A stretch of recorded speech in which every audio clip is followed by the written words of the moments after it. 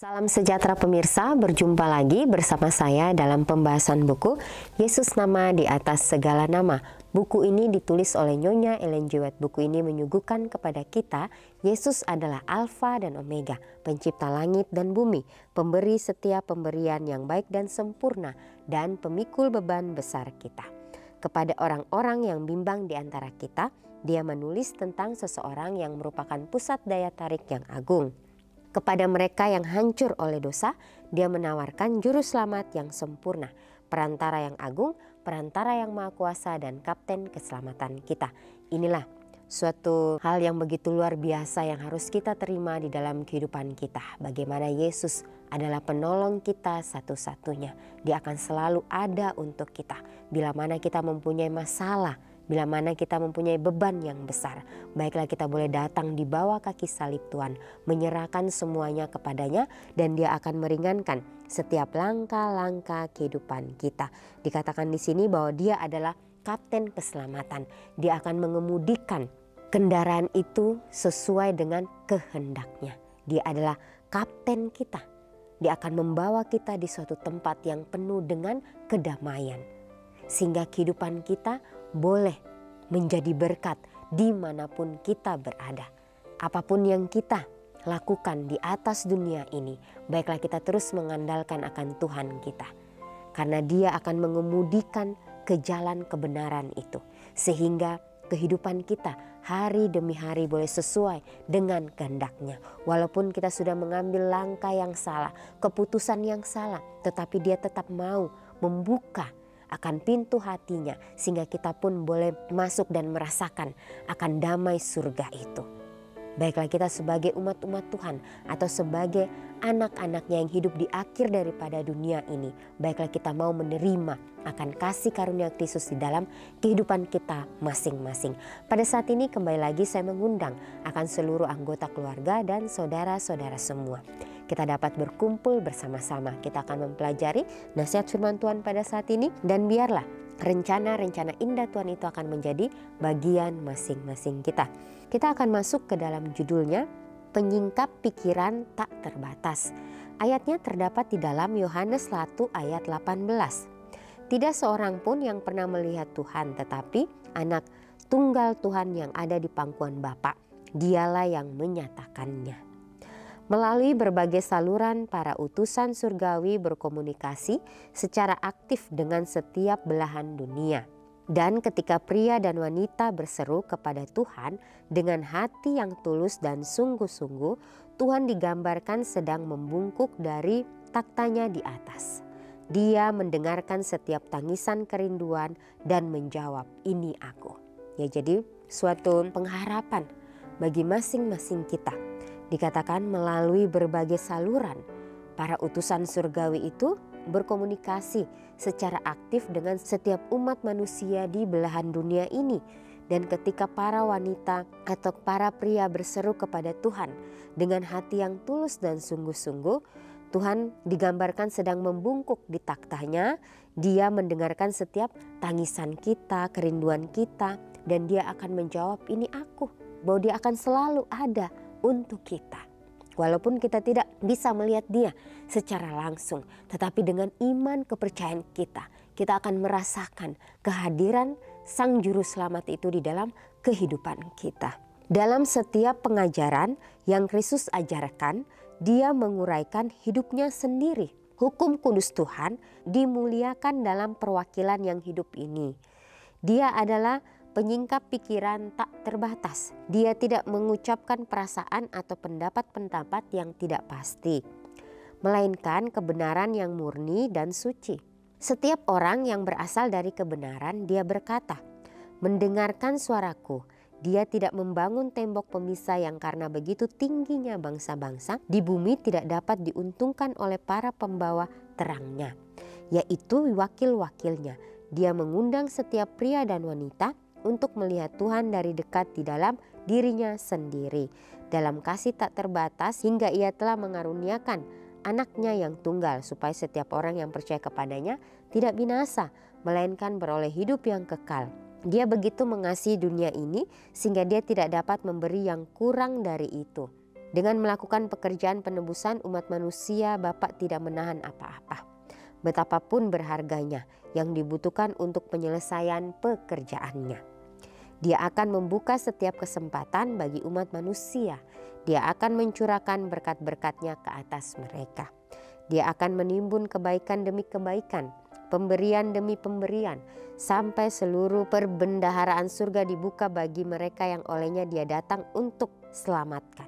Setelah mengumpulkan semua kekayaan alam semesta dan membuka semua sumber daya dari kodrat ilahinya, Tuhan memberikan semuanya untuk digunakan umat manusia. Itu semua adalah pemberian cuma-cuma darinya. Betapa sebutan lautan kasih yang mengalir bagaikan peredaran udara ilahi di seluruh dunia. Betapa luar biasa kasih ini, bahwa Tuhan yang kekal mengenakan sifat manusia dalam pribadi anaknya dan tetap membawanya hingga ke surga. Ya, jadi suatu pengharapan lagi bagi masing-masing kita. Jadi dalam setiap pengajaran yang Yesus berikan, itu bagaimana menguraikan hidupnya sendiri. Bagaimana Dia memberikan suatu pengalaman-pengalaman pribadi, supaya kita sebagai umat-umatnya dapat juga mengikuti teladan yang Yesus sudah berikan kepada kita. Kita tahu bersama pada saat Yesus berada di dunia ini, Dia datang ke dunia ini sebagai manusia biasa. Dia tinggal di keluarga Yusuf dan Maria, ayah dan ibunya, selama 30 tahun. Disitulah bagaimana Dia belajar dari hal-hal yang terkecil. Dia bertanggung jawab dengan semua yang Dia kerjakan. Betapa luar biasanya kehidupan Yesus di atas dunia ini. Dia ingin menjadi contoh bukan untuk saya sendiri atau saya secara pribadi, tetapi bagi semua umat-umat Tuhan yang ada di dunia ini. Sehingga mereka dapat melihat bagaimana manusia yang seutuhnya, manusia yang sesungguhnya itu, tanpa memikirkan dirinya sendiri, mau berkorban dengan apa yang dia miliki. Ini adalah satu hal yang sungguh luar biasa di dalam kehidupan Kristus. Seringkali kita sebagai manusia, kita ingin apa yang Yesus lakukan. Tetapi bagaimana kita merasa bahwa diri kita tidak sanggup untuk melakukan itu semua. Karena kita masih manusia berdosa. Tetapi di sini bagaimana Tuhan melihat usaha kita masing-masing. Apakah kita mau menuruti apa yang Tuhan sudah perintahkan. Kalau betul-betul kita mau supaya Yesus mau memberikan jalan kebenaran di dalam kehidupan kita, disitulah kita akan dipakai sesuai dengan kehendak-Nya. Ya, betapa banyaknya karakter-karakter yang Yesus sudah teladani di dalam kehidupannya, supaya itu dapat menjadi contoh di dalam kehidupan kita setiap harinya. Dikatakan, karena begitu besar kasih Allah akan dunia ini, sehingga Ia telah mengaruniakan anaknya yang tunggal, supaya setiap orang yang percaya kepadanya tidak binasa, melainkan beroleh hidup yang kekal. Jadi Bapa di surga sudah menyerahkan anaknya, anak tunggalnya, anak satu-satunya, untuk menjadi teladan bagi dunia, meninggalkan kenyamanannya yang ada di surga, untuk mau dianiaya, untuk mau dicaci maki, untuk mau disakiti, dan semuanya Yesus terima di dalam kehidupannya. Tetapi dalam semua yang Dia jalani itu dengan penuh ucapan syukur, dengan penuh tanggung jawab, dengan penuh kedamaian dari surga. Walaupun Dia merasakan kesakitan yang begitu luar biasa, kekecewaan yang begitu besar, tetapi Dia mau melakukan itu, melewati itu semua hanya untuk kita manusia yang berdosa ini. Dengan melakukan pekerjaan penebusan umat manusia, Bapa tidak menahan apa-apa, betapapun berharganya yang dibutuhkan untuk menyelesaikan pekerjaannya. Dia akan membuka setiap kesempatan bagi umat manusia. Dia akan mencurahkan berkat-berkat-Nya ke atas mereka. Dia akan menimbun kebaikan demi kebaikan, pemberian demi pemberian, sampai seluruh perbendaharaan surga dibuka bagi mereka yang olehnya Dia datang untuk diselamatkan. Jadi inilah suatu janji yang begitu indah bagi kita masing-masing. Tuhan memberikan semuanya untuk digunakan umat manusia. Itu semua adalah pemberian cuma-cuma dari Tuhan. Tuhan memberikan kepada kita itu dengan cuma-cuma. Dia tidak meminta bayaran, Dia tidak meminta imbalan. Tapi Dia memberikan kepada kita kasih itu dengan cuma-cuma, secara gratis. Bagaimana kita sebagai manusia untuk mau menyambut kasih itu dalam kehidupan kita, sehingga kehidupan kita ini boleh dipakai sesuai dengan kehendak-Nya. Betapa luar biasa kasih ini, bahwa Tuhan yang kekal mengenakan sifat manusia dalam pribadi anak-Nya dan tetap membawanya hingga ke surga. Jadi bagaimana Yesus mempertahankan akan kasih Bapaknya itu di dalam dirinya.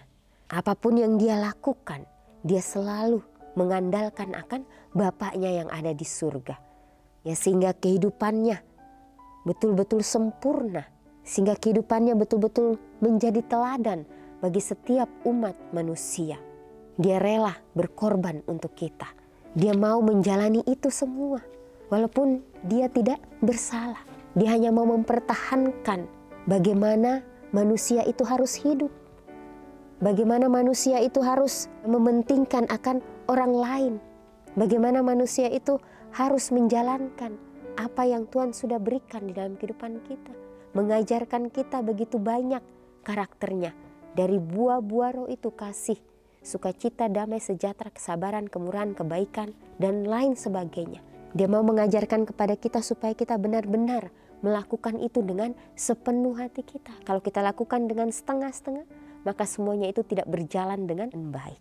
Kita akan timpang sebelah. Baiklah dalam kehidupan kita pada saat kita menyampaikan kebenaran firman Tuhan. Ini adalah suatu pergumulan di dalam diri saya secara pribadi. Pada saat firman Tuhan itu disampaikan, itu menjadi pelajaran juga bagi diri saya secara pribadi. Apakah saya sudah mampu untuk menjalankan apa yang sudah Tuhan berikan? Tapi di sini bagaimana kita diajarkan untuk mau terus belajar, mau terus melatih kehidupan kita setiap waktu. Semua makhluk surgawi memperhatikan dengan perhatian yang besar terhadap peperangan yang terjadi di bumi. Bumi yang diklaim iblis sebagai wilayah kekuasaannya. Tetapi lihatlah, belas kasihan itu telah menang ketika anak Tuhan dapat saja datang ke dunia untuk menghukumnya. Dia datang sebagai kebenaran dan damai untuk menyelamatkan bukan hanya keturunan Abraham, Ishak dan Yakub, tetapi seluruh dunia. Jadi karena Dialah yang sudah menciptakan dunia ini, Dia tidak mau salah satu dari kita binasa. Dia mau kita semua diselamatkan. Tapi kembali lagi, pilihan itu ada di pribadi lepas pribadi kita. Apakah kita mau memilih sesuai dengan apa yang Tuhan sudah berikan kepada kita masing-masing. Jadi semua makhluk surgawi memperhatikan dengan perhatian besar terhadap peperangan yang terjadi di bumi. Jadi mereka sedang memantau dari surga kegiatan dari setiap manusia-manusia yang ada di dunia ini. Baiklah kita menyadari di dalam kehidupan kita. Walaupun pada saat ini kita sedang ada masalah yang besar, yang mungkin kita tidak tahu jalan keluarnya. Tapi baiklah kita menyerahkan itu kepada Tuhan, berdoa, meminta tuntunan Tuhan di dalam kehidupan kita. Supaya Tuhan dapat melepaskan kita dari semuanya ini. Hanya Tuhanlah yang dapat menyanggupkan kita untuk melewati itu semua. Renungkan lebih dalam. Bagaimanakah saya dapat memanfaatkan berkat dari mengetahui bahwa dunia saya sepenuhnya diselimuti lautan kasih Tuhan. Jadi kembali lagi janji Tuhan bahwa Dia akan menyelimuti kita dengan kasih-Nya. Baiklah kita mau membuka akan pintu hati kita supaya dapat menyambut kasih yang Tuhan berikan di dalam kehidupan kita masing-masing. Biarlah komitmen demi komitmen yang kita sudah ambil, kita doakan itu. Sehingga kita dapat mempraktekkan itu dalam kehidupan kita setiap harinya. Inilah yang menjadi suatu renungan bagi kita. Biarlah Tuhan, Dia adalah penyingkap pikiran tak terbatas. Apa yang kita pikirkan, Tuhan sudah memikirkannya terlebih dahulu. Dia mau mengambil bagian di dalam kehidupan kita. Oleh sebab itu baiklah kita penuh penyerahan hanya kepada Kristus saja. Inilah nasihat firman Tuhan pada saat ini. Kita akan berjumpa lagi di kesempatan yang berikutnya dan Tuhan memberkati.